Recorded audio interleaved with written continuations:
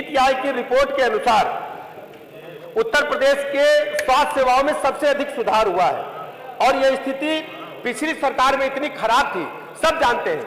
और जहां तक माननीय अध्यक्ष जी बजट के बारे में चर्चा हुई, माननीय लालजी वर्मा ने जो सुझाव रखा कि केवल 1 रुपया बजट किया जाए, ये बात अगर कल अखबार में छप जाए, मैं तो रिक्वेस्ट करूंगा अखबार वालों से कि परंपरा निभाने के लिए स्वास्थ्य विभाग को 1 रुपया बजट करने का प्रस्ताव समाजवादी पार्टी ने किया है। मैं प्रदेश के लोगों से कहना चाहता हूं कि समाजवादी पार्टी के लोगों की मंशा प्रदेश के स्तर पर गरीब जनता सुने और समझे। ये परंपरा निभाने का काम किया। परंपरा के निभाने के नाम पर आप स्वास्थ्य सेवाओं के अलग रखिए, स्वास्थ्य सेवाएं अति आवश्यक सेवाएं हैं। परंपरा के निभाने के नाम पर कोई ऐसा काम न करें जिससे शादी में कई महिलाएं भी ऐसा काम कर देती हैं। हमें अच्छी तरह परंपरा निभाने के नाम पर देखिए, घटना अभी शादी मेरे घर में थी कुछ दिन पहले, पितृ देवता की पूजा के नाम पर बेटे को लेकर के जाती है, नीचे जूता रख कर के ऊपर का कपड़ा पितृ देवता के पैर छू लीजिए और सब महिलाएं हंसने का काम करती। महाराज ऐसी परंपरा न निभाइए। प्रदेश की जनता ने देखा है 1 रुपया बजट का डिमांड आपने किया है। अरे वो भी ज्यादा इनके लिए दोस्त भी हैं और आपकी चिंता है अगर 1 रुपया में हो गया तो आपकी चिंता टांडा वाला कैसे हम करेंगे। जहां तक आपने कहा कि कई मेडिकल कॉलेज में प्राचार्य के पद खाली है, माननीय अध्यक्ष जी, प्राचार्य के पद प्रशासनिक पद होता है और कई जगह ऐसी अव्यवस्थाएं तत्काल खड़ी होती है कि हम उसको व्यवस्था को बनाने के लिए उनको हम हटाते हैं और तत्काल व्यवस्था भरने के लिए किसी को हम चार्ज देते हैं। टांडा वाला तो आप ही के कहने पर हटाए हैं, आपने शिकायत की। देखिए हम पूरे मेंबर, हमारे जितने सदस्य हैं ये सब हमारे परिवार के हैं। उत्तर प्रदेश की स्वास्थ्य सेवाओं को बेहतर करने के लिए आपका जो भी सुझाव होगा उसको हम मानेंगे। वो सांसद सुल्तानपुर वाले के पीछे और हमारे सुल्तानपुर वाले हमारे मित्र बैठे हुए हैं। ताहिर भाई जो कहोगे हो जाएगा। एक घटना याद आ गई अध्यक्ष जी, बता दे, सब लोगों को आनंद लीजिए। एक बार ताहिर भाई दुम्बा लेके चले दिल्ली से। क्या लेके चले? दुम्बा पूछिए क्या था? दुम्बा क्या था? दुम्बा एक बकरी होती विदेशी। अच्छा। और अध्यक्ष जी क्या हुआ, गाड़ी थी पजेरो, विदेशी गाड़ी थी, बकरी लड़ गई सीतापुर में और 2.5 लाख का दुम्बा। गुरुदेव हमको फोन किए, भैया जल्दी कुछ करो, दुम्बा का एक्सीडेंट हो गया है। और हमने तत्काल जो है यहां से भाई जो उसको भेज सकते सीतापुर मित्र मंडली भेजा। पता चला बकरीद का मौसम था और दुम्बा की एक्सीडेंट में पूंछ कट गई। अब ये धर धर के रोए कि अब हमारा क्या होगा। हमने कहा कोई बात नहीं, दुम्बा कोई पाल लेगा, अब आपको जो भी करना है दूसरे काम चलाओ। तो ताहिर भाई मेरे मित्र हैं, इनको देख करके हमको दुम्बा की याद आ गई। तो रेस्क्यू ऑपरेशन सीतापुर तक के लिए चला गया था। पूछे ताहिर भाई, स्पेशल गाड़ी गई थी लखनऊ से।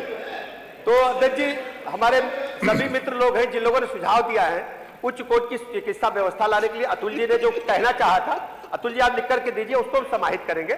हमारी प्रतिबद्धता है। देखिए सब लोग जानते हैं कि जो हम लोग काम कर रहे हैं वो निष्पक्षता के आधार पर और पारदर्शिता के आधार पर अध्यक्ष जी कर रहे हैं। पिछली सरकारों में स्वास्थ्य महकमे को लूट का अड्डा बनाने का काम किया गया।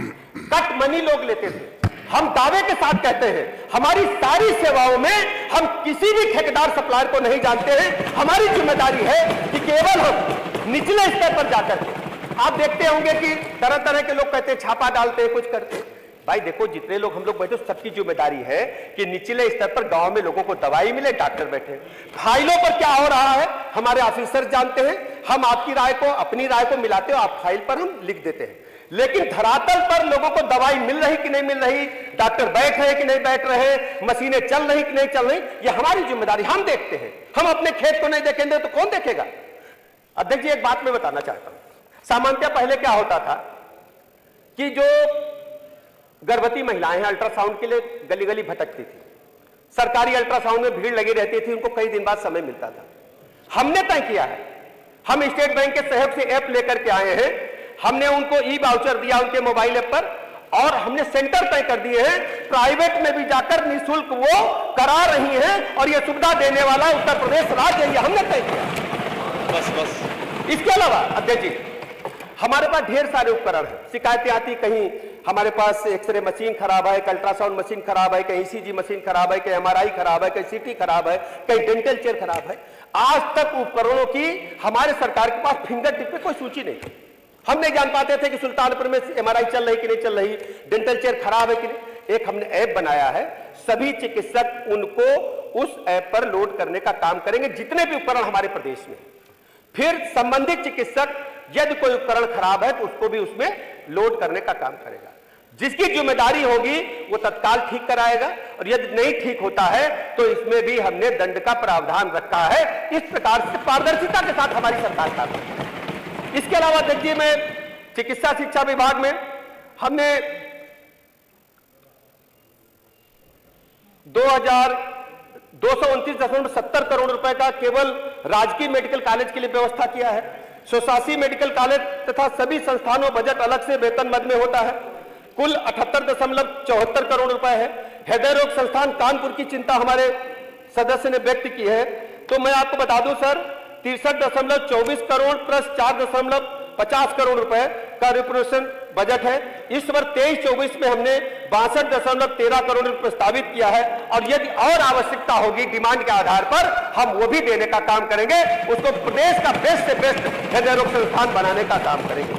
इसके अलावा हर स्थिति में हमने एमबीबीएस की सीटें, पोस्ट ग्रेजुएशन की सीटें और नर्सिंग कॉलेज में सीटें दोगुनी करने का काम किया है। हम प्रतिबद्धता के साथ आपके स्वास्थ्य सेवाओं को बेहतर से बेहतर करने का काम कर रहे हैं। माननीय विपक्षी सदस्यों ने, हमारे मित्रों ने जो सुझाव दिया है उनको हम, राकेश भाई भी कुछ लिख के दे देना, हम जो कर सकते कर लेंगे जी। वो भी बन रहा है, आप जानते हो सुप्रीम कोर्ट तक मामला गया है। एक ईंटा नहीं रखा गया। देखिए मान्यवर राकेश जी, आप जानते हो कि ये लोकतंत्र है और लोकतंत्र सबको कहने का हक है। मामला अध्यक्ष जी सुप्रीम कोर्ट तक पहुंच गया। जो राकेश जी की चिंता है, मेरी भी चिंता है, मयंकेश्वर भाई की चिंता है। हम सुप्रीम कोर्ट में लड़ रहे हैं। जैसे ही न्याय से हम फुर्सत पाएंगे हम तत्काल शुरू कराएंगे। हमारी प्राथमिकता है और लगातार हमें एक एक वस्तु की, एक एक इंच की चिंता है। हमारी जिम्मेदारी है कि हम उत्तर प्रदेश के लोगों को उच्च कोच की चिकित्सा व्यवस्था उपलब्ध कराएं। लेकिन एक बात सिर्फ कहना चाहते हैं, देखो पूरा सदन हमारा मित्र है, मित्रों से सिर्फ एक बात में कहना, सच्चाई बोलो। देखो जिस तरीके की बात आप करते हो ना कि अव्यवस्था है, गंदगी है, तो अगर आप सही बोलोगे ना तो ऊपर वाला भी सुन रहा, न्याय कर रहा है। और ये स्वास्थ्य महकमा कोई ऐसा महकमा नहीं कि सब लोग सुन लेंगे पीडब्ल्यूडी सड़क टूटी है। ये सीधे जनता से जुड़ा महकमा है। प्रतिदिन माननीय अध्यक्ष जी, इस प्रदेश में प्रतिदिन हम 1.5 से 2 लाख मरीजों को इलाज कर रहे हैं और हम लगातार चिकित्सा व्यवस्था को सुधारने का काम कर रहे हैं। विपक्षी सदस्य जो बातें कहते हैं हम अच्छी तरह जानते हैं, चेहरों को मैं पढ़ता हूं कि हमारे मित्र हैं, इनके मन में कुछ है। केवल विपक्षी दलों की एक प्रतिबद्धता के कारण इस प्रकार की बयानबाजी वो करते हैं। और एक हमारे मित्र जो पीछे बोल रहे थे, अपने चंदौली वाले मित्र जी प्रभु नारायण जी, हम आपका चेहरा तो तत्काल पहचान गए जैसे टेलीविजन पर ऊपर आया। 22 में हम टेलीविजन पर साहब का चेहरा बहुत देखे थे, तो आपको बहुत बहुत धन्यवाद। आपकी बात जरूर मांगे, वैसे हम बहुत डराते हैं भैया। बहुत बहुत धन्यवाद। माननीय वर्मा जी आप वापस ले लो, देखो उन्होंने कहा वापस ले लो। नहीं मान्यवर, अब दोस्ती माननीय मंत्री जी ने, हमने जो सुझाव दिया, इन्होंने कहा कि हमने वेंटिलेटर लगाया, हमने जो है MRI मशीन लगाया। मान्यवर वेंटिलेटर चलेंगे कैसे अगर स्टाफ नहीं होगा? उसके लिए रेडियोलॉजिस्ट, एनेस्थीसिया के लोग होने चाहिए। दूसरे जो आपने MRI लगाया, रेडियोलॉजिस्ट होने चाहिए। आप यही तो समीक्षा कर लें कि आपके कितने रेडियोलॉजिस्ट कितने कॉलेजों में हैं, कितने अस्पतालों में हैं। अगर वो होंगे नहीं तो चलेगा कैसे? दूसरे मान्यवर मेडिकल कॉलेज आप बना लें, 40% शिक्षकों का पद खाली है, आप नहीं भरेंगे, उनको सुविधा नहीं देंगे। उस सुविधा बढ़ाने पर तो आपने विचार नहीं किया।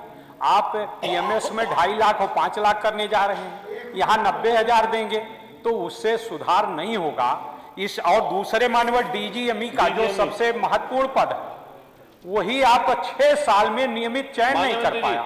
हमारी जो सेवा नियमावली में है मान्यवर कि किसी कॉलेज का प्रिंसिपल, उसको हम चयनित करेंगे, तो आज 6 साल पूरे हो गया, आपने DGME नियमित चयन नहीं कर पाया, IAS बैठ गया।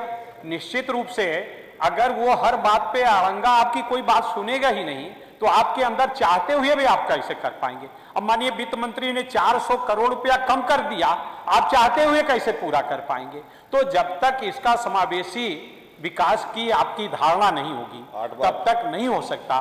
मेरा कोई आलोचना मैंने नहीं किया। मैंने तो कहा कि हमारे जो संस्थाएं हैं, जो हमारे डॉक्टर हैं, उनसे बेहतर डॉक्टर कहीं नहीं है। फिर भी हम उसको और अधिक, चूंकि केजीएमयू पर इतना अधिक भार है, लोहिया इंस्टीट्यूट पर इतना अधिक भार है, जिलों से मरीज सीधे रिफर कर दिए जाते हैं, जितने मेडिकल कॉलेज वहां से सीधे रिफर कर दिए जाते हैं। तो जब रिफर होंगे एसजीपीजीआई में, केजीएमयू में, लोहिया इंस्टीट्यूट में, और यहाँ पर अकेले कितना हम देख पाएंगे? तो हमें वो सुविधा उन मेडिकल कॉलेजों में भी करना है, और इसके लिए कम से कम, जैसे नियमित हमारे डीजीएम ही नहीं है, तो कम से कम पूर्णकालिक मंत्री भी तो हो जाए कि महीने में 7 दिन तो दे दे विभाग को। आप 7 दिन भी अगर विभाग को नहीं देंगे तो कैसे सुधरेगा? इसलिए ये मेरा निवेदन है। और जहां तक 1 रुपया करने का सवाल है, माननीय खन्ना जी ने भी 20 बार प्रस्ताव किया है, माननीय श्री सतीश चंद्र महाना जी ने भी चंद कहां से आगे प्रस्ताव किया है, 20 बार प्रस्ताव किया है कि यह संपूर्ण राशि घटाकर 1 रुपया कर जाए। 2 महारथी तो यहाँ हैं जिनका मैंने उदाहरण किया, तो दोनों महारथियों के प्रस्ताव के बाद भी अगर ये है तो उसकी बात करना, तो निश्चित रूप से मैंने तो बढ़ाने कहा। मैंने कहा 10,000 करोड़ आज कुछ भी नहीं है, उसको बढ़ा 20,000 करोड़ कर दे। अगर 20,000 करोड़ अभी घोषणा करिए हम कर रहे हैं तो हम अपना कटौती को वापस कर लेंगे। तो मान्यवर, ऐसा मेरा निवेदन है, मैं पुनः अपनी कटौती के प्रस्ताव को बल देता हूं।